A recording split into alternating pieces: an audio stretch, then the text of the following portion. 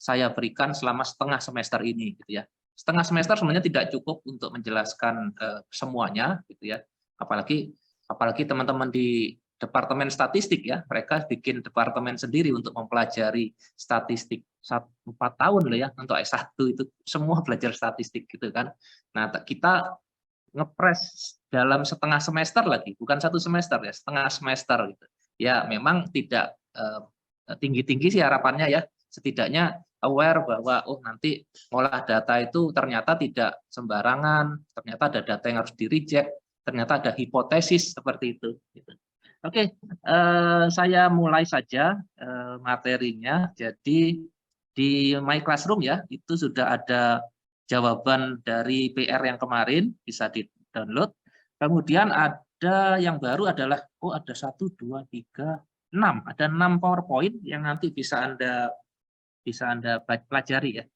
Hari ini kita belajar yang nomor 5 sampai 7. Kalau bisa cepat ya kita sama kayak yang kemarin ya 1 2 3 4 itu kan tebel-tebel PowerPoint-nya. Was gitu aja ya, cepat pokoknya paham, tapi harus paham ya. Was nggak paham ya sama aja gitu. Oke, tidak berlama-lama, sudah jam 9:11, saya mulai dengan yang nomor 5. Nomor 5 ini judulnya adalah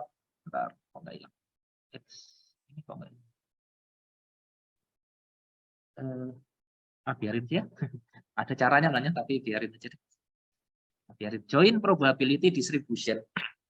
Jadi kemarin kita akan berhadapan dengan satu bilangan acak gitu. Misalkan berapa peluang sebuah produk dalam sebuah pabrik gitu ya, itu jelek misalkan, atau berapa misalkan mengambil sebuah barang, misalkan kondisi yang diharapkan 2 jelek, 1 baik, misalkan gitu, macam-macam ya. Kemudian kita belajar tentang yang paling sering adalah distribusi normal ya, dengan parameter mu, rata-rata sama standar deviasi gitu kan. Nah ini yang nanti cukup penting ya, karena nanti terkait dengan data itu biasanya ya data pengukuran itu adalah distribusinya normal, kecuali nanti dalam hipotesanya dalam metodenya barangkali sudah diketahui bahwa ini mungkin menggunakan distribusi Erlang, ini menggunakan distribusi eksponensial gitu ya. Nah itu dari mana Pak kita bisa menentukan distribusinya eksponensial dan sebagainya? Biasanya kalau kita mengacu ke paper-paper ya, katakanlah saya di sistem tenaga gitu ya, kemudian saya sebuah paper menyatakan bahwa laju kerusakan sebuah trafo itu adalah distribusi eksponensial dengan nilai lambda sama dengan sekian. Nah itu kan asumsi yang saya gunakan itu adalah sama dengan paper acuan itu gitu ya, sehingga saya mengasumsikan oke, saya akan menggunakan eksponensial itu. Nah kedua, kalau saya menggunakan suatu metode ya, misalkan saya mungkin menggunakan Markov analysis gitu ya, untuk menguji suatu keandalan suatu barang di sistem tenaga gitu. Maka Markov itu mensyaratkan bahwa kita menggunakan distribusi eksponensial. Memang harus dimodelkan seperti itu gitu. Bukan berarti saya mau bikin sebuah fungsi baru gitu ya. Tidak seperti itu biasanya ya, karena kita biasanya, kecuali kalau bapak-bapak dan ibu-ibu memang menemukan suatu penemuan baru, tapi saya rasa untuk tingkat S2 belum lah ya, mungkin di S3 barangkali untuk disertasi selanjutnya gitu ya, jika menemukan suatu distribusi peluang yang model baru. Nah di sini sekarang di bab 5 ini ya, kita akan belajar, sebentar, di chat tadi belum saya kopikan. Bentar, kode absennya. Ini. Mana? Ini. Tunggu. Nah, bentar ya, yang baru datang nanti. Nah, ya, mohon bantuannya kalau ada yang nanya.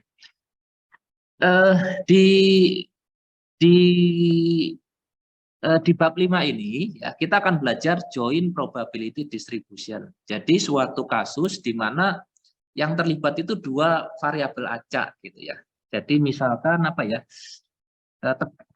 Kalau kemarin-kemarin saya selalu pakai contoh paling sering ya, saya kasih contoh tegangan ya, 220 saya buat sebagai contoh gitu. Nah, sekarang ini ada dua gitu. Misalkan tegangannya mengikuti fungsi normal dengan min sekian, apa namanya, deviasi sekian gitu ya. Nah, kemudian ada variabel lain gitu. Misalkan arus gitu ya. Arusnya juga ternyata distribusi normal dengan varian tertentu gitu ya. Katakanlah saya mengukur suatu objek X yang saya tidak tahu berapa hambatannya gitu. Saya hubungkan dia dengan sebuah voltmeter, kemudian saya ukur tegangannya, sekaligus saya hubungkan dengan ampere meter, saya ukur tegangannya. Ceritanya ini unknown ya, saya nggak tahu ini R-nya berapa. Nilai tegangannya variasi gitu, ampere meternya juga variasi. Saya catat angkanya, misalkan saya catat per 1 menit ya, 1 menit tegangannya 220, 240 dan seterusnya, sampai saya mendapatkan suatu rata-rata, ada standar deviasinya, kemudian arusnya juga dapat rata-ratanya standar deviasi, kan? Nah, R-nya kan kira-kira kan R-nya sama dengan V per I gitu ya. Berarti kalau V-nya konstan, katakanlah 200 volt, arusnya misalkan konstan 5 ampere gitu ya. Berarti kan R sama dengan V per I, 500 per berapa tadi? 200 per 5 tadi gitu ya. Dapatlah angka 40 misalkan seperti itu. Nah, itu kalau angkanya konstan. Tapi ini kalau dia adalah suatu variabel gitu kan. Nah, nanti kan si resistansi ini juga gimana bentuknya gitu ya. Nah, itu kalau kita mengoperasikan dua buah variabel acak. Nah, beda lagi pada kasus yang di joint probability, itu adalah justru pertanyaannya adalah berapa peluang bahwa saya menemukan kondisi tegangan itu dalam kondisi tegangan sekian dan arus sekian gitu ya. Kalau itu joint probability yang akan kita bahas ya. Cuma yang tadi contoh yang seperti operasi dari dua buah bilangan acak itu juga nanti ada suatu pembahasan juga gitu ya. Oke, kita coba lihat di sini. Artinya kita berhadapan dengan dua atau lebih, bahkan bisa lebih variabel acak. Nah, saya perbesar dulu gambarnya. Ini isinya. Oke, teori-teori silakan dibaca. Nah, misalkan X dan Y gitu ya. Ini dua aja sudah repot gitu. Nanti apalagi 3 dan seterusnya gitu ya. Karena dengan kalau kita satu random variabel itu gambarnya kan 2 dimensi ya. Artinya fungsi yang gaya lonceng itu, nah itu kan gambar yang 2 dimensi gitu. Nah, sekarang kalau dia adalah 2 gitu. Berarti nanti gambarnya jadi gambar yang 3 dimensi nanti Bapak Ibu sekalian. Jadi di sini nanti ada beberapa contoh. Ini kalau discrete ya. Yang kemudian, nah ini kalau yang continue, kalau lihat gambar ini bisa dilihat bahwa dia adalah 3 dimensi, belum ya? Nah ini mungkin ya. Nah ini baru 3 dimensi. Jadi kalau kita lihat contoh di sini, yang sumbu X itu adalah suatu bilangan normal dari 2,95 sampai bukan 2,95 sampai 305 gitu ya, dengan asumsi dengan minnya adalah di 3 yang ini. Kemudian yang Y-nya adalah antara 7,6 sampai 7,8 dengan minnya adalah di 7,7. Nah, itu kalau kita gabung, dia hasilnya seperti ini. Itulah yang disebut joint probability mass function. Informasi apa yang bisa didapat dari sini? Ya, kalau informasi kalau cuma satu, itu kan sebenarnya simpel ya. Kalau di mana? Di discrete itu paling gampang. Berapa peluang nilai pada suatu nilai X tertentu, kan gitu. Tapi kalau di apa namanya? Continue, kita nggak bisa di satu titik tertentu ya, Bapak Ibu sekalian. Kita bahasnya range. Berapa peluang bahwa range nilainya lebih dari sekian, kurang dari sekian, atau di antara range tertentu gitu ya. Jadi contohnya misalkan berapa kalau X-nya itu antara 2,97 sampai 2,99 gitu. Ya. Kan ada suatu luasan yang kita cari. Tapi kemudian ketambahan dan gitu ya. 2,97 sampai 2,99 untuk X-nya dan misalkan untuk Y-nya dari 7,7 sampai 7,5 misalnya. Nah, berarti kan kita menghitung apa? Luasan ya, luasan yang dibatasi oleh batas-batas itu tadi gitu. Sehingga gimana ini? Sulit ya. Keluarlah nanti integral. Integralnya rangkap 2 gitu ya. Jadi semakin kompleks nanti permasalahan yang kita bahas di joint probability. Tapi oke, kita coba lihat pelan-pelan dulu dari depan ya. Ini adalah kasus example 51 di buku Montgomery. Misalkan di sini adalah X menyatakan suatu kekuatan sinyal strength, kemudian Y itu adalah jumlah kota gitu. Untuk ceritanya mungkin di sini ada, atau mungkin di buku bisa lebih jelas. Nah, itu bisa kita buat seperti ini ya. Jadi ini kan artinya apa? Misalkan angka yang ini, Bapak-bapak, Ibu-ibu ya. Jadi di sini artinya adalah jumlah dari kota itu adalah 1, tapi jumlah kekuatan sinyalnya 1, itu besarnya 0,01 gitu ya. 0,01 dari seluruh kemungkinan yang ada ya. Jadi kemungkinannya ada 12 ini, 1 dengan 1, X-nya 1, Y-nya 1, X-nya 2, Y-nya 1 gitu ya. X-nya 3, Y-nya 1, kan semuanya sudah ditampilkan, kemudian peluang-peluangnya adalah seperti ini. Nah, bisa ditebak nanti berapa jumlah angka-angka yang ada di sini semua? Berapa kira-kira? 1 ya, pasti 1. Coba 0,01 tambah 0,02 tambah 0,25 tambah ini semua. Itu harus 1. Kok 1, Pak? Ya kan peluang itu antara 0 sampai 1. Jadi totalnya adalah sama dengan 1. Nah, kalau cuma 1 bilangan aja, kita kenal ada fungsi CDF ya. Nah, di sini mungkin agak sulit menggambarkan CDF-nya, sementara kita gambarkan dulu apa namanya? PMF-nya. Kalau di diskrit PMF ya, PMF-nya gitu. Seperti gambar yang ada di sini gitu. Ini kalau digambar ini ya, 3 0,25 itu yang paling tinggi, yang biru ini, dan seterusnya. Oke, silakan. Nah, ini sifat-sifatnya kalau menggunakan diskrit ya. Jadi silakan dilihat.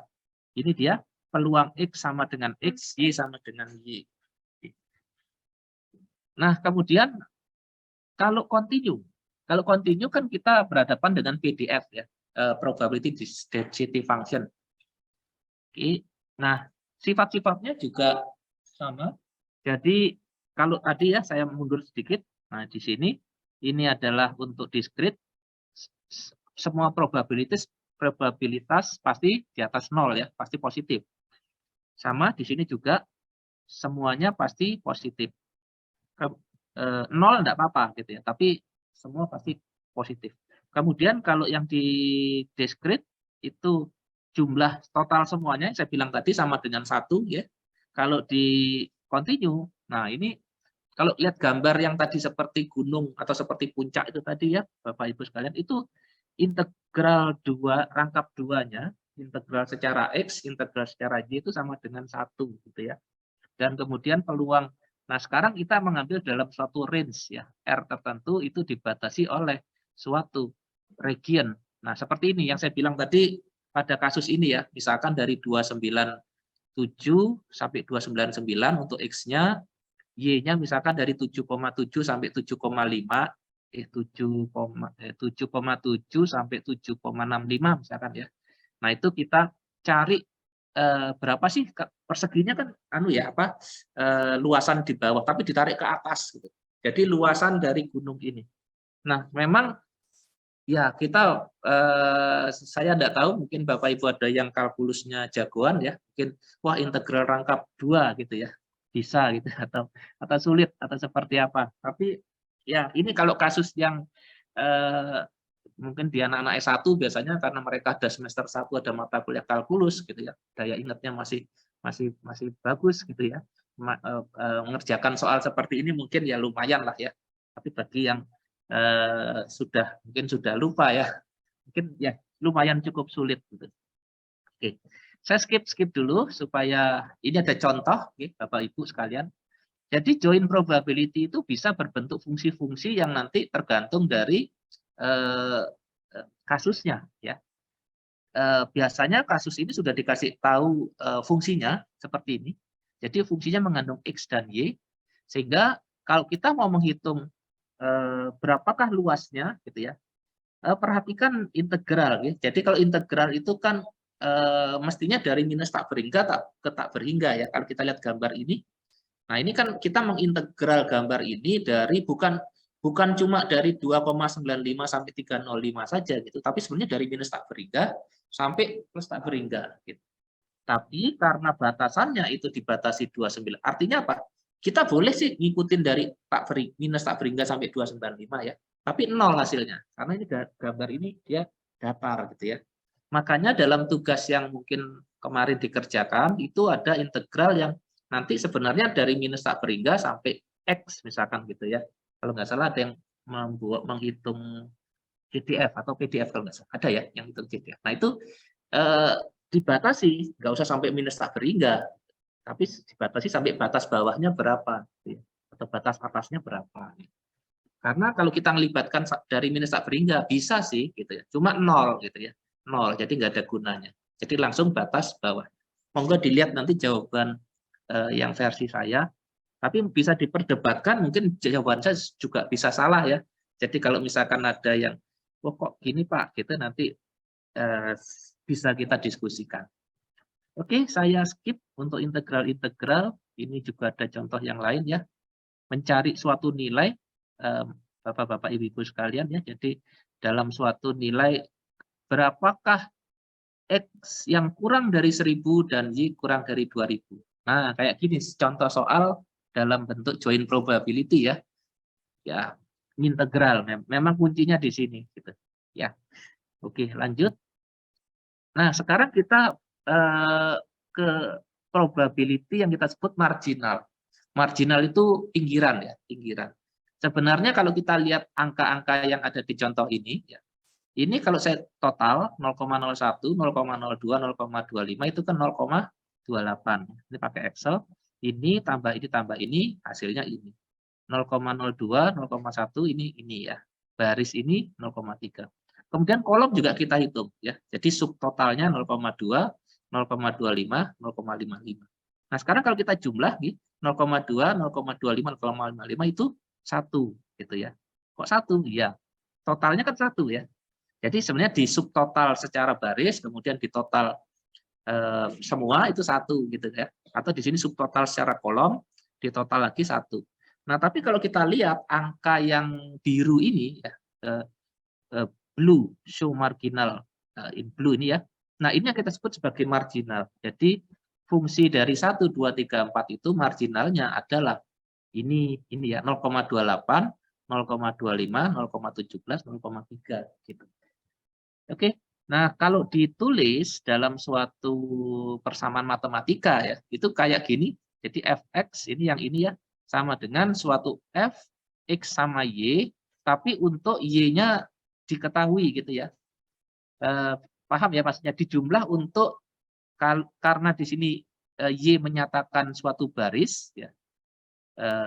Apa namanya baris ya. Jadi fungsi dari marginal x ya. Tulisannya begini Bapak-bapak Ibu, x gitu adalah sigma dari semua y ya, dari semua 1 2 3 4 ini fxy gitu maksudnya. Ini dia fx ya. Fy-nya juga sama. Matematisnya begini. Nah, ini yang disebut sebagai marginal probability distribution. Jadi dia adalah fungsi gitu. Nah, karena dia adalah fungsi, nanti sama nyari berapa min-nya, berapa standar deviasinya. Itu ceritanya. Kemudian sekarang di continuous, kalau bedanya di discrete itu kan sigma. Okay? Tapi kalau di continuous, sigma itu berubah menjadi integral gitu ya.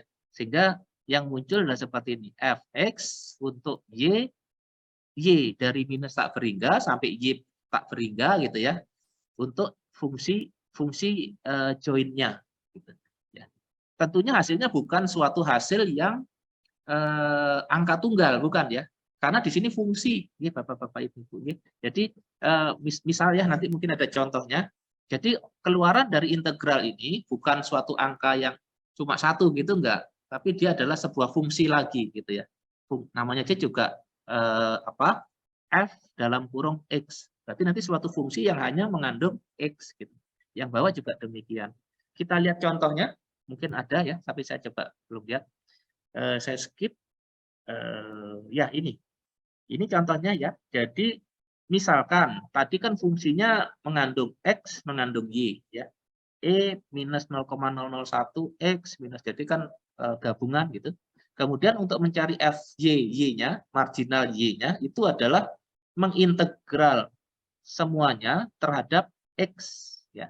Di mana X-nya adalah dari batasan yang ada ya. Jadi 0 sampai dengan Y. Maaf, dari tak minus tak berhingga sampai dengan Y. Tapi karena di sini eksponensial jadi 0 ya. 0 sampai dengan Y. 0 sampai dengan Y dimasukkan batasnya gitu ya. Oh ya, Y-nya keluar. Kenapa Y-nya keluar? Karena Y itu diasumsikan konstan, tidak ada hubungan antara X dengan Y. Jadi dia cuma diintegral terhadap X saja gitu ya. Sehingga dimasukkan batasnya Y sampai 0, maka didapatkan fungsi yang hanya mengandung huruf Y gitu. Nah, ini marginal Y. Mungkin gambarnya, maaf kalau saya scroll ke belakang. Nah, ini ya. Mungkin dia adalah sebuah fungsi yang kayak begini loh. Kalau saya punya gambar, mungkin ada istilahnya topi Meksiko ya, atau mungkin kayak topi penyihir ini. Topi Meksikan ya, Mexican hat gitu. Biasanya kalau di Wavelet ya bilangnya gitu. Kalau kita lihat secara dari sini ya, mata kita melihatnya dari arah sini itu kan akhirnya dia membentuk suatu fungsi tertentu ya. Belum tentu fungsinya selalu normal, tergantung dari soalnya ya. Dan kalau kita lihat dari sisi sebelah sini, kita juga membentuk suatu fungsi baru. Dan fungsi ini dua dimensi ya. Dia cuma mungkin begini, apa namanya, berbentuk topi, berbentuk normal, berbentuk lonceng, atau berbentuk berbentuk eksponensial bisa ya. Kalau dalam soal yang tadi, yang ini, yang kita kerjakan tadi, ini ya, ini eksponensial. Jadi mungkin gambarnya begini doang, naik kemudian turun. Nah, joinnya yang ini kan berarti apa? Nah ini ada kertas tisu gini ya. Mungkin kalau yang di rumah, ya, ini cuma begini aja. Yang satunya naik, 3 yang lainnya turun di bawah ini. Nah, gini ya. Nah, ini kalau saya lihat dari samping gitu ya, saya akan mendapatkan bentuk yang begini saja dari Y. Kalau dari X-nya saya juga akan mendapatkan bentuk yang begini saja. Untuk kasus ini ya. Maksudnya biar kita tidak lupa kok nggak berbentuk topi Meksiko tadi. Itu kalau normal ya. Karena di sini eksponensial, itu mungkin bentuknya cuma begini saja. Oke, nah seperti saya bilang tadi, nyari min sama varian. Ya. Rumusnya seperti ini, Bapak Ibu sekalian, sama ya, rumusnya min sama varian itu selalu sama. Di PR kemarin ada yang mencari min dan varian juga, gitu ya. Dan rumusnya kan seperti ini. Kalau nggak salah rumus mencari variansnya itu ada 2 versi ya. Kalau Bapak Ibu lihat nanti di versi jawaban saya itu saya kerjakan dua-duanya. Nanti bisa dibandingkan lebih enak menggunakan metode yang mana gitu ya. Apakah mu-nya rata-ratanya dimasukkan dulu atau nanti aja gitu ya. Atau langsung diintegral langsung. Mungkin bisa dilihat di jawaban tugas kemarin. Oke, kemudian saya skip ya. Artinya kalau ada discrete, maka menghitung min dan variansnya bisa dilihat seperti di Excel ini. Oke, kemudian ada istilah juga namanya conditional probability ya, yang bisa kalau versi discrete itu didapatkan dengan seperti ini ya. Jadi kita lihat perhitungan yang seperti ini. Ini kok 1,001 ya, mestinya nggak boleh ya, mestinya 1 ya, 1,000 ya. Ya, tapi karena pembulatan dia jadinya 1,0001. Oke. Ya, kalau di continue bisa juga dicari conditional probability-nya. Oke, saya lihat jam terus karena nanti sebenarnya sekarang ya, bukan nanti ada rapat, tapi gampang, rapat bisa ditunda nanti. Biar tinggal makan siangnya aja gitu ya, nggak ikut rapatnya. Oke, saya skip conditional probability. Ini adalah, sebentar mundur, ini kayaknya penting juga. Conditional probability distribution ini adalah misalkan ya, coba Bapak-bapak lihat, Ibu-ibu lihat di sini, berapakah jadi yang disebut conditional probability itu adalah jika salah satu kondisinya itu sudah terpenuhi gitu ya. Contohnya di sini jika X-nya itu adalah 3 ya, kondisinya X-nya adalah 3, maka berapakah peluang dari Y-nya. Kalau Y-nya 1, Y-nya 2, Y-nya 3, Y-nya 4 gitu ya. Kan angkanya ini 0,25, 0,20, 0,05, 0,05. Tapi totalnya adalah 0,55 ya. Berarti kan masih sepersekian dari total semua, 1 gitu ya. Akhirnya dibuat karena dia X-nya sudah terjadi, di X sama dengan 3 gitu ya. Berarti ini semua dibagi sama ini gitu. Jadi 0,25 itu seperberapa bagian dari 4 ini gitu ya. Nah, ini kan jawabannya 0,25 per 0,55. 0,455, 0,364, 0,91, 0,091 ya. Dan dia membentuk suatu distribusi baru gitu ya. Distribusi baru untuk kasus X-nya sama dengan 3, itu maksudnya.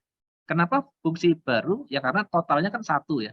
1,00 ya. Jadi nggak boleh 1,001. 1,00 sehingga nanti kita mendapatkan sebuah kondisi distribusi yang disebut conditional probability gitu. Paham ya maksudnya ya? Kita ngambil satu kasus gitu aja untuk nilai yang sudah diketahui salah satunya. Misalnya X-nya diketahui 3, berarti ngambilnya ini kolom ini saja gitu. Tidak melulu atau harus di kolom ya, baris juga bisa. Misalkan 2Y sama dengan 2 diketahui, maka kita bisa jadikan ini sebuah condition probability distribution yang baru. Disebut conditional probability gitu ya. Nah, kalau di mana? Continue itu seperti ini ya. Ini mungkin perhitungannya menjadi lebih kompleks ya. Jadi gini, carilah PDF dari Y jika X-nya adalah sama dengan X kecil gitu. Jadi X kecil itu diketahui ceritanya, kemudian dimasukkan ke sini gitu. Sehingga didapatkan ya rumit gitu. Ya. Fungsi semuanya dibagi dengan fungsi dari X pada suatu nilai X gitu. Ya, dapat seperti ini, tidak nyaman ya perhitungannya, tapi ini bisa diselesaikan mendapatkan bentuk fungsi yang baru. Kita sebut sebagai conditional probability. Kodenya lihat di sini ada F, Y bila X terjadi gitu ya. F, Y garis kemudian X. Ya, ini contoh-contoh perhitungannya, monggo dipelajari. Dan nanti itu juga dicari min sama variansnya gitu ya. Itu ini ya, min dan varian dari conditional random variable. Gitu. Susah ya, apa namanya statistik ini, cukup kompleks. Oke, saya independently saya skip aja. Ya ini contoh, sebuah contoh ya. Ini tentang khusus tentang si marginal itu ya, yang pinggiran tadi Bapak-bapak Ibu-ibu itu ada suatu sifat yang bisa dicari di sini. Ini kalau mungkin lebih dari 2 ya, jadi 3 barangkali. Ya betul. Di sini contohnya jika jumlahnya lebih dari 2. Oke. Nah, cuma gambarnya kayak gimana gitu ya, rumit ya. Ya memang demikian. Oke, kemudian ada contoh-contoh yang kalau di sini bisa dilihat ada 3 buah random variabel yang semuanya distribusinya normal, X1, X2, X3 ya. Misalkan di sini X1 itu suppose X1, X2, X3 merepresentasikan ketebalan dari suatu bahan substrate ya, active layer and coating layer dari suatu produk kimia gitu. Jadi ada ini Bapak Ibu sekalian, yang X1 itu adalah substrate ya, mudah-mudahan betul ya urutannya ya. X1 dia itu rata-ratanya 10.000 mikrometer gitu ya. Dengan standar deviasi batas bawah, batas atas seperti ini. Kemudian peluangnya antara 9 sampai 10 itu adalah ini gitu ya. Katakanlah diketahui gitu. Nah, kemudian X2 yang di active layer-nya ketebalannya sekian. Datanya ini. X3 itu adalah ini. Gitu ya. Nah, sekarang yang ditanyakan berapakah bagian dari produk yang apa dibilang meets all specification ya. Jadi kalau 3 layer produk itu bisa dipelajari dari yang ada di sini ya, di sini. Ini sehingga didapatkan hasil yang seperti ini gitu. Iya. Dan terakhir bagian dari ini kalau nggak salah terakhir, coba nanti kita lihat ya. Bagian terakhir dari dua buah join probability, ada dua buah random variable itu. Yang pertama namanya covariance. Biasanya covarian ya kita tahu ya, covariance itu didapatkan dengan perumusan seperti ini dikalikan. Tapi yang paling sering dipakai itu adalah yang correlation, korelasi yang ini. Rekaman sebentar. Ya ini ya korelasi. Korelasi itu mungkin kalau dalam penelitian atau di tesis atau di tugas akhir mungkin ada yang memakai. Jadi memeriksa, mengetahui apakah dua buah random variabel atau dua buah data itu memiliki korelasi ya. Korelasi itu artinya kalau contoh misalkan X adalah bilangan acak dari suhu, sedangkan Y adalah variabel acak ya, bukan bilangan acak, variabel acak dari nilai resistansi misalkan. Nah, kemudian setelah didapatkan data-data ya, nanti kemudian kita cek apakah memang ada hubungannya atau tidak ada hubungannya antara kenaikan suhu dengan resistansi misalnya gitu ya. Nah, itu ada suatu rumus yang kita sebut sebagai korelasi. Sebentar saya kok lewat ini ya. Korelasi. Ya, correlation seperti ini. Sebentar saya carikan ini. Covariance. Nah, ini covariance dan korelasi. Rumus korelasi adalah seperti ini ya. Dia mencari covarian dua buah random variabel dibagi dengan akar ini. Tapi kalau prakteknya nanti seperti di Excel itu sudah ada ya. Jadi Bapak Ibu taruh aja fungsinya di satu buah kolom tertentu. Terus yang satunya lagi di kolom yang kedua gitu ya. Nanti fungsinya pakai sama dengan korel gitu ya, sama dengan korelasi CURREL kurung buka ini koma yang satunya lagi gitu. Maka kita akan dapatkan suatu angka nanti. Nah, angka ini besarnya antara -1 sampai 1 gitu ya. Seperti ini ya. Jadi nilai korelasi itu kalau dia berkorelasi kuat itu nilainya 1 nanti. Jadi keluar skor 1 gitu. Tapi kalau dia tidak berkorelasi sama sekali itu 0 gitu ya.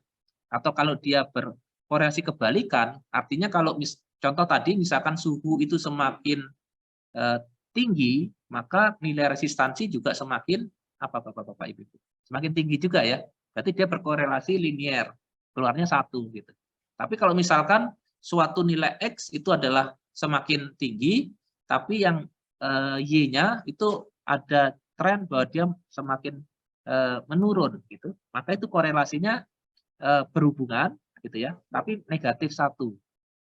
Nah, tentunya karena nanti data itu bersifat acak, angkanya tidak selalu bisa mendapatkan 1 atau tepat -1 atau 1, Bapak-Bapak. Mungkin aja 0,5, 0,6, 0,2 gitu ya.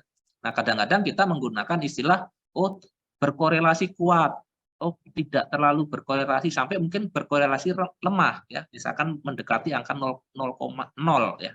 Misalkan 0,2, 0,3 gitu, berarti mungkin korelasinya kecil sekali gitu ya, kecil. Timbang kalau misalkan hasil korelasinya 0,9 atau 0,8, berarti ada kecenderungan atau korelasinya kuat gitu ya. Oke, itu untuk bagian bab 5, saya skip saja, nanti mohon dipelajari. Enaknya ada fungsi Excel-nya ya, jadi mohon diikuti. Nah, sekarang saya lanjut ke slide berikutnya, cepat aja, yang 6. nomor 6 sebenarnya sangat simpel ya. Karena nomor 6 ini mungkin di SMP sudah diajarkan gitu. Jadi statistik deskriptif namanya. Eh, eh, Selama ini kan kita sudah mempelajari ilmu peluang. Oke. Habis peluang itu biasanya kemudian masuk ke statistik. Nah, statistik itu mengolah data. Mengolah data itu paling gampang misalkan kayak pemilihan apa ya, bukan pemilihan presiden, pemilihan ketua RT misalkan gitu, pemilihan ketua kelas misalkan. Misalkan calonnya ada 5 orang gitu atau 2 orang atau berapa. Nanti kan kita membuat apa itu yang garis satu membuka kotak suara ya. Jadi si A mendapatkan 7, jadi 1 2 3 4 5, 1 2 3 4 ceret gitu ya. 3 3 4. Karena kita mengolahnya pada saat data itu dibuka dari kotak suara, kemudian langsung ditampilkan gitu. Sehingga kan paling gampang gitu ya. Nah, kalau pada kasus deskriptif statistik ini, memang kita berhadapan dengan datanya sekarang, data real yang kemudian nanti pendekatannya ke statistiknya atau apa namanya fungsi probabilitasnya seperti apa gitu ya. Ini ada contoh-contoh yang saya kira standar yang nanti digunakan ya, seperti average ya, menghitung rata-rata dari suatu nilai.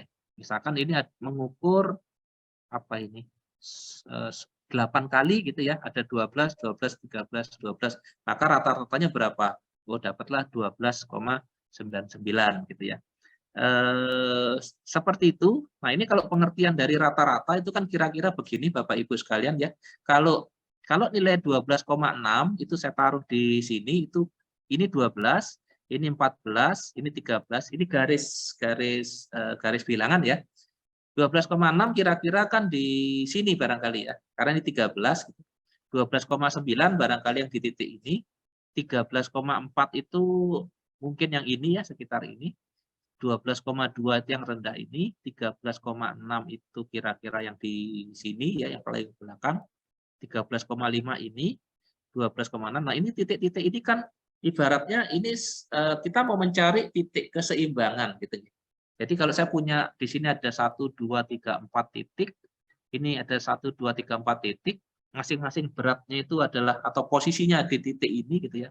Maka ini kalau misalkan saya taruh ada 4 ini, letak dari tengah-tengahnya gitu ya, itu yang kita sebut sebagai min dari sampel kita ya. Min dari apa yang kita hitung gitu. Nah, penyajian data saya kira juga penting ya, karena dari data-data yang kita dapatkan min sama varians ini, maka itu yang bisa menggambarkan sebenarnya gimana sih kondisinya gitu ya. Mungkin yang saya pernah pamerkan dulu yang data yang COVID itu ya. Sebenarnya begini, saya ini aja. Ini. Oke.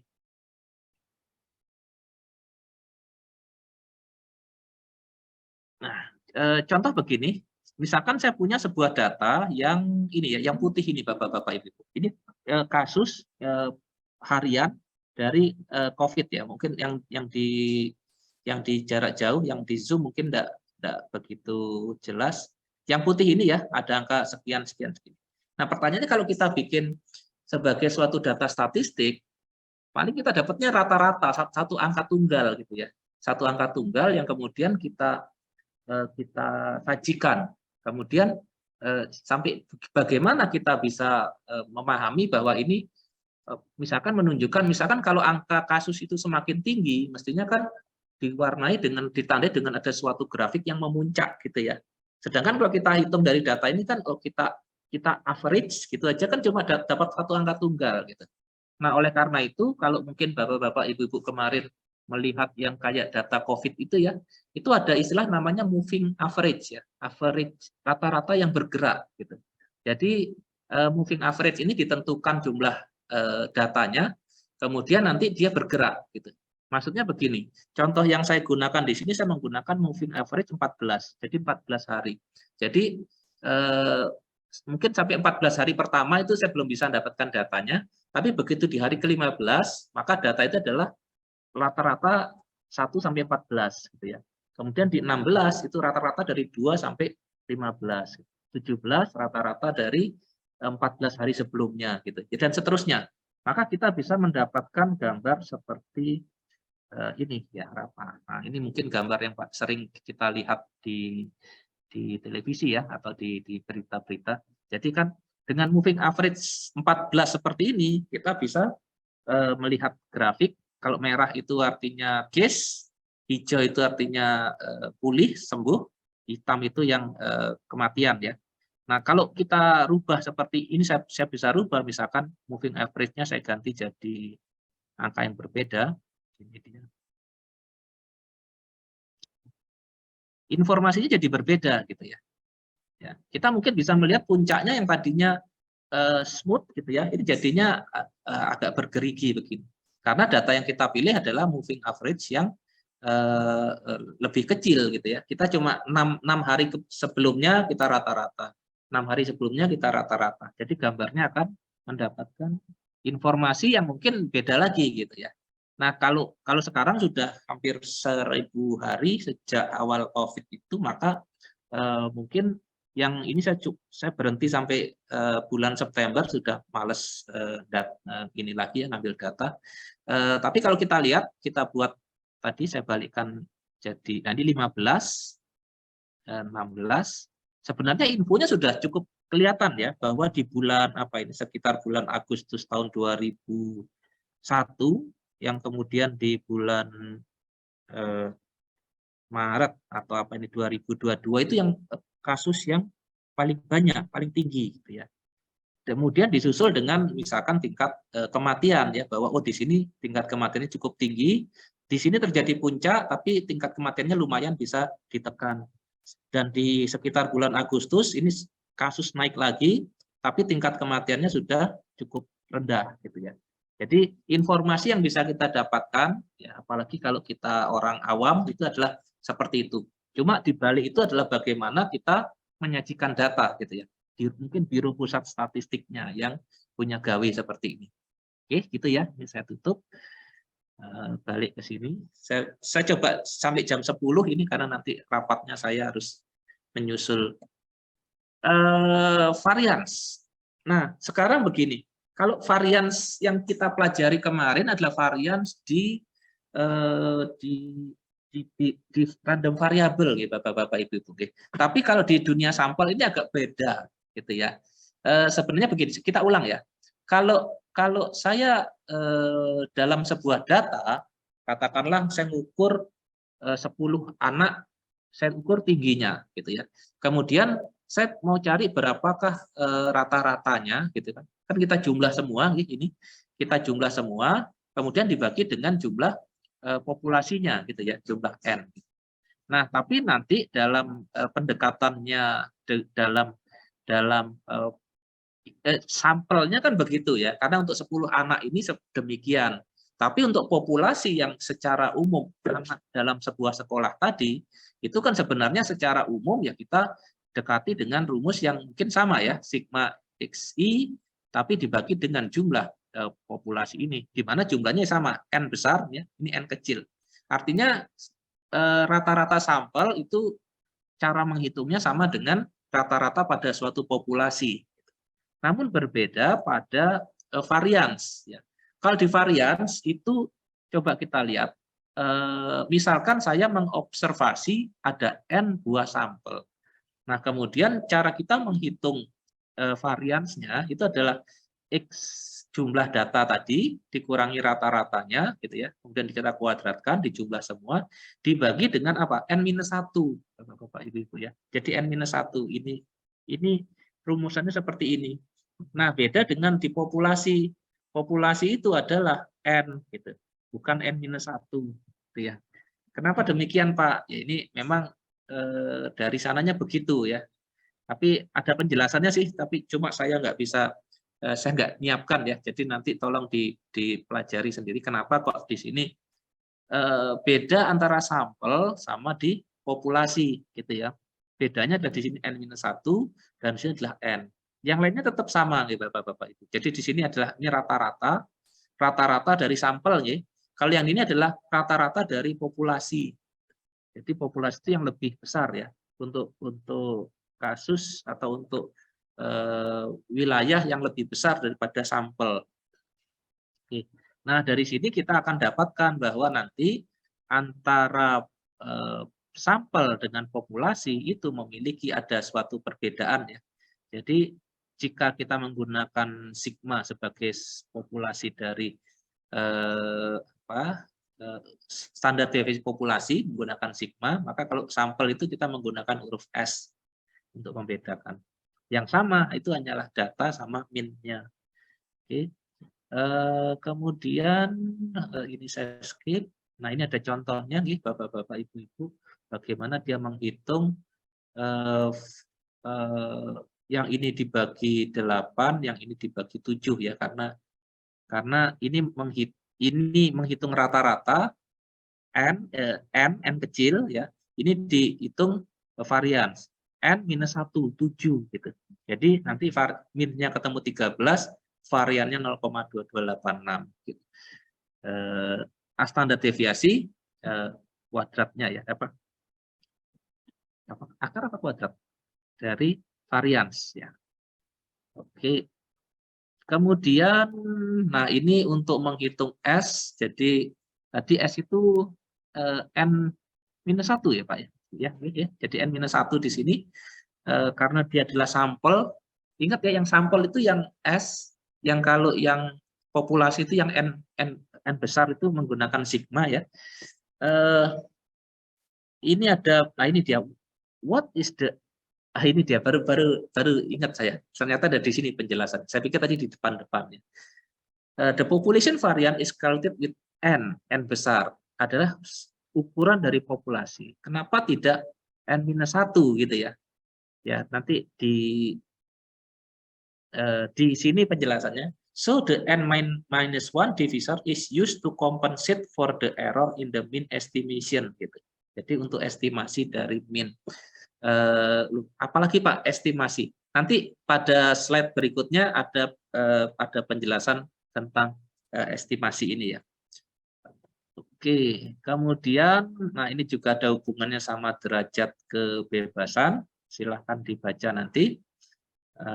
Jadi masalah n-1 itu ya itu ada ceritanya. Jadi mohon nanti dibaca. Kemudian range ya, suatu sampel itu kita mungkin kayak saya ngambil tinggi 20 anak dari suatu sekolah ya Bapak-bapak Ibu. Misalkan satu sekolah ada ratusan anak, saya panggil 20 anak. Nah, ini kan sampel ya. Nah, ternyata setelah diukur tingginya itu kan tingginya beragam. Tapi ada satu yang nilainya minimum, satu nilainya maksimum gitu ya. Sehingga kan kita bisa range dari yang saya comot ini 10 anak ini adalah R gitu ya. Tapi kalau dalam populasi range-nya belum tentu sama dengan range dari sampel kita gitu ya. Karena barangkali di seluruhnya satu sekolah ada yang lebih rendah dari yang paling rendah sampel kita, ada yang lebih tinggi dari yang paling tinggi di sampel kita gitu kan. Jadi di sini perlu dicatat bahwa population range itu lebih besar pada sampel range. Oke. Nah, ini kemudian metode penghitungan yang saya bilang seperti pemilihan ketua kelas tadi ya. Jadi dihitung ada 6, ada 7, mana 7? 7, 6. 7 buntutnya 6. 8, mana 8? 7. 8 buntutnya 7. 9, 7. Ini namanya metode stem and leaf gitu. Jadi datanya 105 ya, itu 10 dipisah sama 5-nya. 5-nya di sini. Nanti ada 10 1 ini dia. 10 satunya dipisah gitu. Kemudian dihitung banyak-banyakan gitu ya. Ini kan cuma 1, ini cuma 1 ya, ini 1 dan seterusnya. Maka kita dapat suatu frekuensi ya. Jadi puluhan dengan angka satuan-satuan seperti ini itu ada berapa banyak gitu. Jadi ini disebut sebagai stem and leaf. Mungkin teman-teman di statistik itu yang bisa tahu tekniknya ya. Artinya kalau saya punya data seperti ini, maka saya tampilkan dia seperti grafik yang nantinya angkanya seperti ini Bapak-bapak Ibu-ibu ya, 70, 80, 90 dan seterusnya itu 1 1 1 2 3 3 6 dan seterusnya. Gitu ya. Oke, kemudian ini cara membuat stem. Stem itu bisa begini, bisa begini, bisa begini ya. Ada tekniknya, ada triknya. Tidak boleh terlalu kompak, tidak boleh terlalu melebar. Nah, ini yang bagus katanya ya, stem yang seperti ini. Mungkin ini sama dengan histogram nanti. Saya lupa apakah nanti ada histogram di sini. Karena histogram itu pemilihan range dari batangnya itu juga ada tekniknya gitu ya. Jangan nggak boleh terlalu rapat. Katakanlah saya ngambil range-nya misalkan contoh misalkan nilai anak dari 0 sampai 100 gitu ya. Nilai ulangan ini Bapak-bapak Ibu-ibu. Saya mungkin kategorikan, saya kategorikan yang nilainya 0 sampai 25, 25 sampai 50, 50 sampai 75, 75 ada 4 gitu ya. Akan beda kalau saya bikin range-nya 0 sampai 10, 10 sampai 20, 20 sampai 30 gitu ya. Tergantung kita yang ngolah. Atau beda lagi kalau misalkan kita kecilin lagi, misalkan 0 sampai 5, 5 sampai 10, 10 sampai 15 gitu ya. Akhirnya kan dia jadi jarang-jarang seperti ini. Itu ada tekniknya sebenarnya yang kita lakukan dalam histogram ya, sehingga mana sih yang bagus gitu ya. Ada nilai, ada caranya sebenarnya. Saya coba lihat di sini ada nggak ya. Oh, sepertinya tidak ada. Nah, ini ya, ada poor choice of. Oke, mungkin ada. Kita skip aja nanti. Balik lagi ke sini. Ya, balik ke sini ya. Artinya kalau saya membuat grafik batang itu ada tekniknya. Tidak bisa terlalu rapat, tidak boleh terlalu renggang gitu ya. Kemudian ini menggunakan software namanya Minitab seperti ini. Saya skip. Kemudian ada kuartil. Kuartil itu adalah data kuart itu 4, berarti kan data itu dipecah jadi 4 bagian. Kalau setengah itu min 50%, maka ini diambil 25% sama 75%-nya. Itu kuartil namanya. Jadi Q1, Q2, Q3 gitu ya. Jadi apa namanya? 25% of data is less than Q1. 50% of the data is less than Q2. Median ya. 75% of data is less than Q3. Seperti itu untuk pembagian kuartil ini. Oke. Kemudian selain kuartil ada persentil, di mana persentil itu tergantung tidak melulu dalam 25, 50, 75 ya, tapi bisa kita tentukan sendiri. Jadi persentil itu contohnya 37 persentil gitu ya. Dihitung dengan perhitungan tertentu. Menggunakan software seperti Minitab, SPSS atau software-software statistik itu ada fasilitas untuk menghitung ini. Pernah nggih Bapak-bapak pakai gitu? Enggak pernah ya? Mungkin ya mungkin ada ya, tapi kalau teman-teman kita di statistik atau bukan, jangan statistik lah, kalau statistik pasti ya namanya statistik ya. Seperti misalkan di ekonomi ya, di manajemen dan sebagainya itu kadang-kadang dipakai gitu, seperti ini kuartil begini ya. Saya pernah lihat teman saya, dia mengerjakan tesisnya itu, wah ini penuh dengan perhitungan statistik ya, yang sebenarnya metodenya ada, cara ngitungnya itu ada ya. Tapi kan pakai software gitu kan, tinggal masukin aja datanya, keluar angkanya dipakai gitu. Misalkan kuartil 75 gitu ya, 75% sekian gitu ya. Cuma karena dia bukan orang statistik kan kita tidak mempermasalahkan apakah itu perhitungannya benar atau tidak ya. Kita percaya sama softwarenya kan gitu. Cuma sekarang karena dia orang ekonomi tadi, maka dia lebih fokusnya ke analisis yang berbau ekonominya gitu ya. Nah, kita di elektro juga gitu nanti Bapak-bapak Ibu-ibu ya. Jadi kalau ada mengolah data, misalkan nanti dosen pembimbingnya atau pengujinya mungkin membutuhkan, oh ini coba diolah secara statistik ya, barangkali seperti itu, yaitu kita bisa serahkan aja kepada software-software statistik ya, SPSS, Minitab gitu. Ada yang pernah pakai software-software statistik mungkin? Enggak ya? Enggak. Wah, berarti MATLAB ya paling ya. Memprogram dengan MATLAB gitu barangkali. Ya, Oke, ya.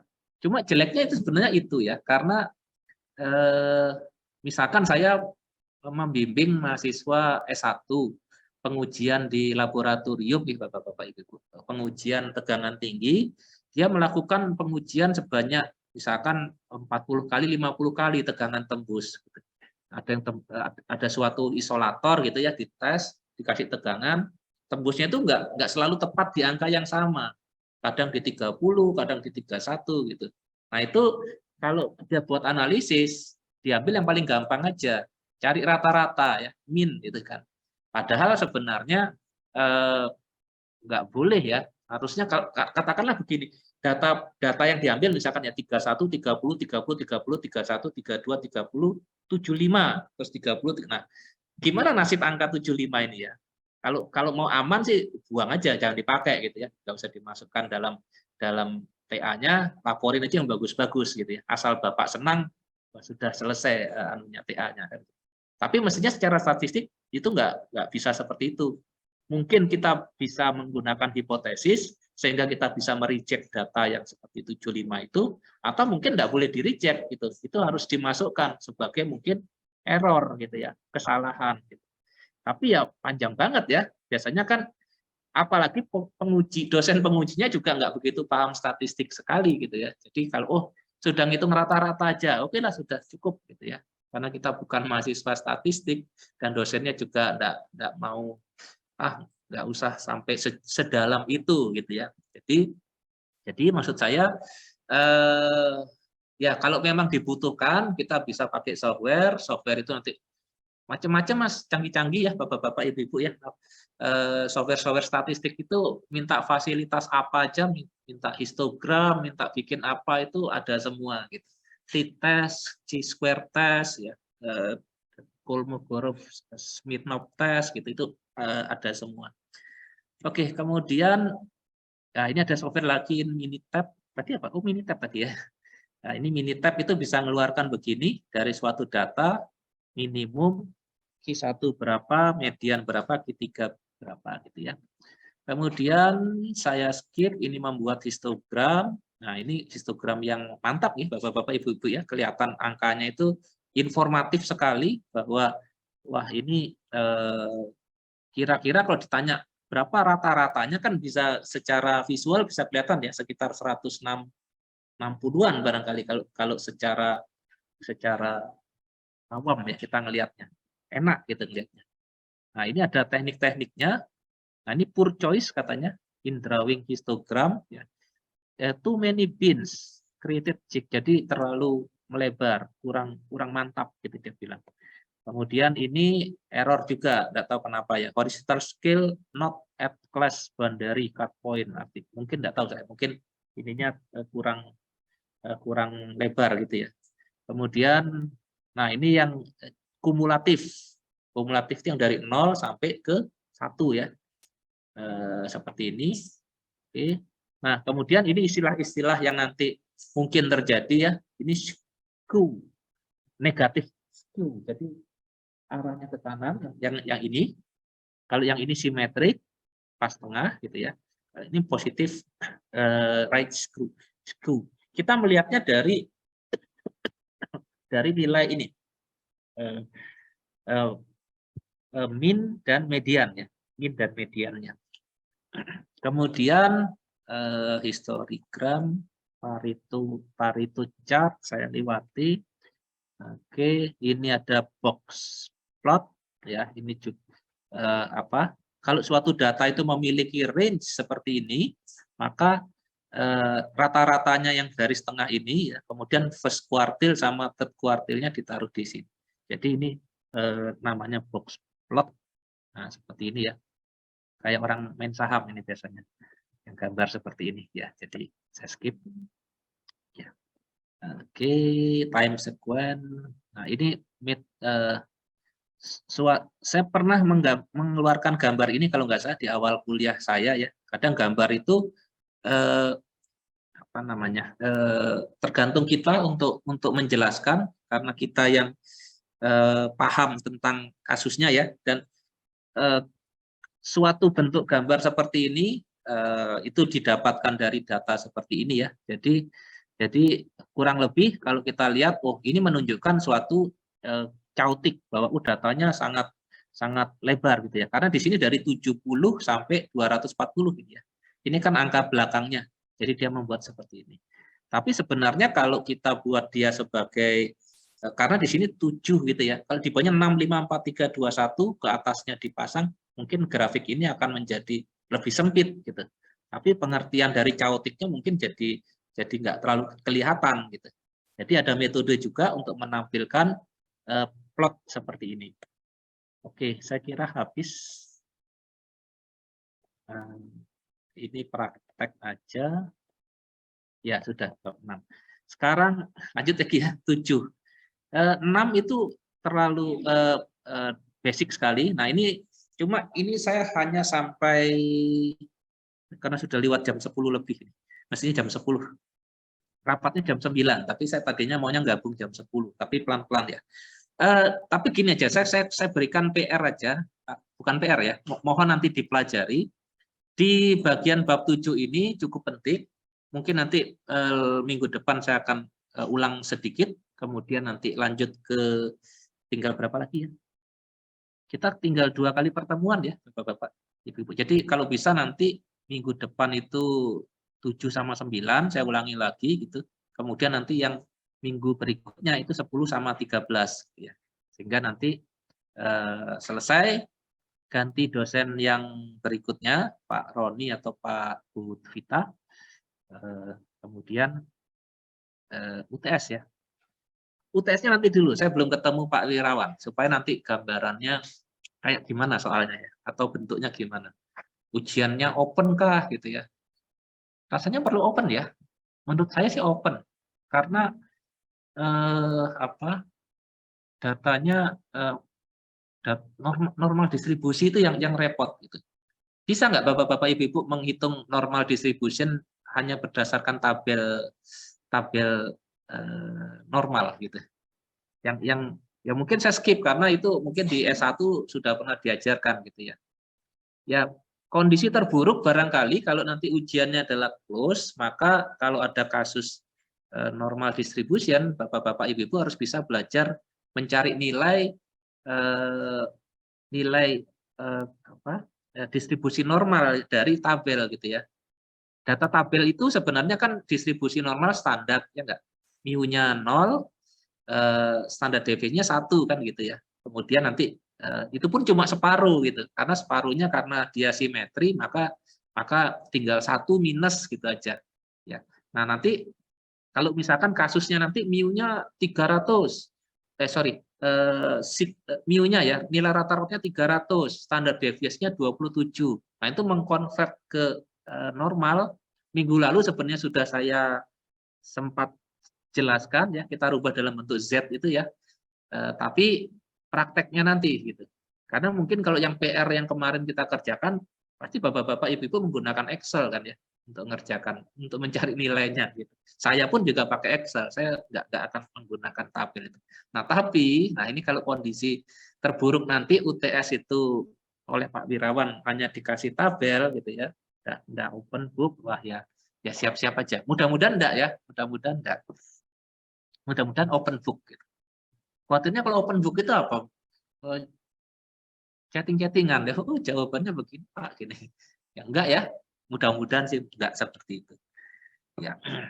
Tapi kalau yang PJJ ya susah juga gitu ya. Misalkan kita close book gitu ya. Oh, yang di PJJ gimana kita tahunya dia close book kan gitu. Itu tantangannya di situ nanti. Caranya biasanya gimana? Ya open book, tapi soalnya dibuat pendek gitu ya. 1 jam ngerjakan harus selesai gitu. 5 soal atau 6 soal gitu. Kan enggak sempat diskusi kan, enggak sempat tukar-tukaran jawaban gitu. Mungkin kayak gitu ya. Ya, kita lihat aja nanti seperti apa. Oke, sampling distribution. Teori, monggo dibaca. Ini saya langsung ke contoh soal aja. Misalkan begini. Ini poin estimator, apa ya? Nanti coba Anda lihat di sini. Saya tunjukkan sebuah contoh, ini dia. Contoh soal seperti ini, ya, ini aja resistor. Ada suatu ini ya, ada suatu pabrik resistor itu untuk setiap resistor itu memiliki nilai min 100 ohm ya. Kemudian standar deviasi 10 ohm gitu ya. Distribusinya normal. Oke, gambarnya ini ya. Jadi ini minnya 100, standar deviasinya sekitar 10 ya, antara plus minus 10 kayaknya ya, antara 90 sampai 110 gitu. Cuma kalau di gambar ini 90 sama 110-nya artinya sudah pada kondisi yang sangat kecil ya, apa namanya?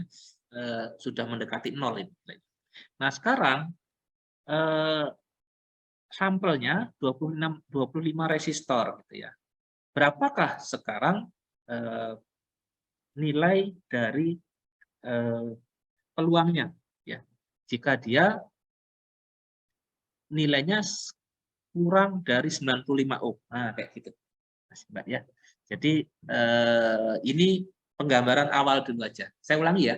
Satu buah resistor itu minnya 10, kemudian simpangannya kebalik ya. Minnya 100, simpangannya 10 ohm gitu ya.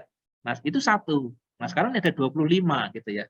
Sebenarnya ceritanya mungkin dibawa ke sini dulu ya. Kalau sebuah di Excel saya mungkin ada ini. Kalau saya melempar sebuah dadu, itu kan satu dadu, itu oke, seperenam semua Pak, gitu ya. Tapi kalau saya lempar 2 buah dadu, gitu kan, berarti peluangnya jadi berubah lagi. Antara 1 sampai 6 itu seperti ini gitu ya. Dilempar 2 kali mungkin maksudnya. Angka 1 keluar berapa kali gitu ya. Nah, kalau 3 itu seperti ini. 4, 5, akhirnya dia ini tadinya kan apa ini? Distribusinya seragam ya, seragam, uniform. Tapi dia jadi mendekati bentuk normal seperti ini kan ya. Artinya ada suatu pergeseran nanti dari suatu nilai, mungkin minnya masih tetap sama di 3,5, tapi variannya yang berubah gitu ya. Nah, rumusannya sebenarnya awalnya dari sini Bapak-bapak, Ibu-ibu. Jadi kalau saya punya ada beberapa kali kejadian yang dia observasi namanya ya, ada beberapa observasi, maka minnya kan yang kita jumlah aja gitu ya, min dari setiap nilai ini tadi dibagi dengan n, itulah dapat suatu nilai min yang baru gitu ya. Tidak ada perubahan gitu. Tapi yang berubah adalah di ini dia. Jadi kalau semuanya punya min ya dan nilainya sama dibagi dengan n, maka kita dapatkan nilai mu yang baru. Tapi beda dengan varians. Pada varians kalau kita jumlah ini varians-variansnya gitu ya dibagi dengan n kuadrat, maka itu adalah varians yang baru ya. Jadi apa tadi? Sigma ya, sigma kuadrat dibagi dengan n kuadrat. Padahal kita kan punya standar deviasi ya. Berarti standar deviasi kan akar dari varians gitu. Sehingga kalau kita hitung, maka standar deviasinya itu bukan sigma saja, bukan sigma kuadrat per n kuadrat kita akar gitu ya. Jadinya kan sigmanya lepas sigma, tapi n-nya nggak bisa lepas. Maka n-nya itu kejebak sama akar apa namanya? Sorry, ini mestinya n-nya n gitu ya.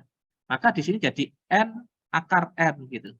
Maka di sini nanti pada kasus ini Bapak-bapak Ibu, maaf contohnya mungkin ini bukan n kuadrat ya, ini n bukan n kuadrat.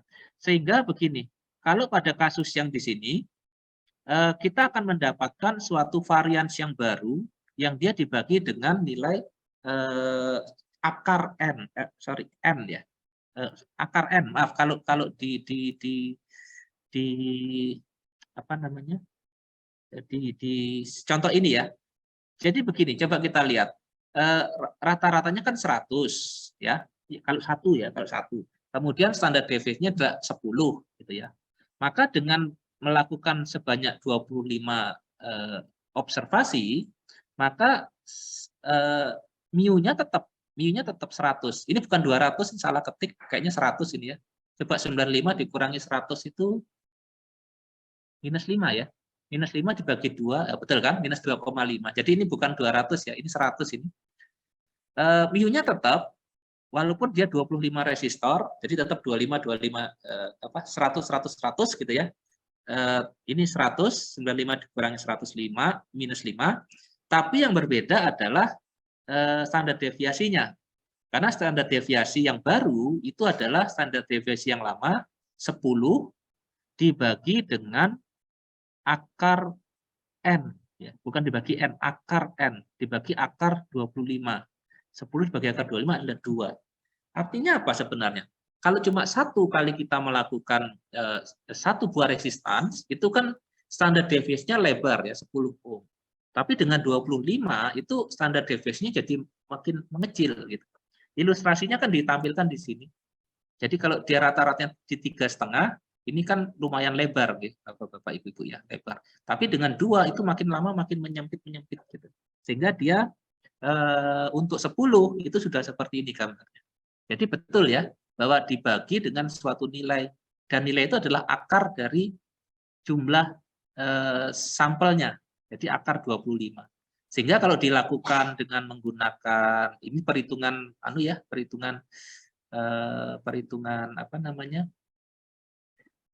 Kita rubah ke mode Z standar gitu ya. Berarti angka yang ditanyakan kan 95 ya kan? 95 dari minus tak beringa sampai 95 dikurangi dengan mu ya. Kalau kita rubah ke standar ini maksudnya. Terus dibagi dengan ini apa namanya? Nilai standar deviasi yang baru ya. Tapi kalau kita menggunakan Excel itu karena norm distribution ini adalah yang standar, langsung pakai minus 2,5 bisa ya. Cuma kalau dia adalah normal distribution yang 100 ohm dan 2 ohm sebagai standar deviasi, ya pakainya sama dengan norm dis dari 95,100,2 gitu ya. Jadi norm dis dari nilai yang ditanyakan kan 95, kemudian koma, mu-nya yang baru, mu yang baru tetap ya 100, jadi tetap 100, koma, standar deviasi yang baru 2 gitu.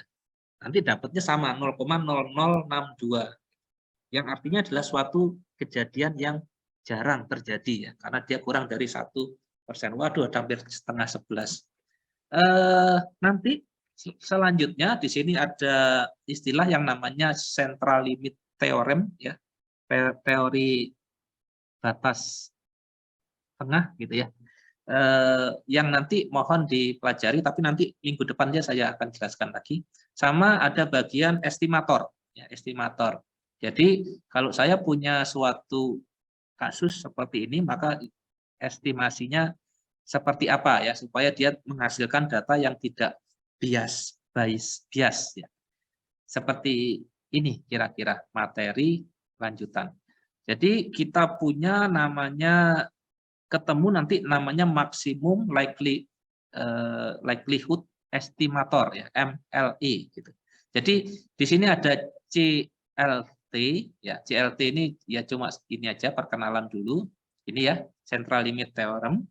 Kemudian berikutnya kita belajar estimator, kita ketemu sama maksimum likelihood estimator gitu ya. Ini nanti penting untuk analisis sampling, biasanya sampling dari data gitu. Oke. Nah, yang minggu berikutnya lagi itu bagian yang terakhir, kita akan belajar tentang hipotesis ya, hipotesis. Saya pernah ngasih karikatur yang ada orang hamil gitu ya, ibu-ibu hamil, kamu tidak hamil, kalau ada bapak-bapak kamu hamil, itu type 1 error, type 2 error gitu ya. Ini type 2 error, type 1 error. Kita akan bahas itu nanti besok, minggu depan sama minggu depannya lagi ya. Habis itu selesai, kemudian ganti dosen. Oke, saya rasa itu dulu untuk hari ini.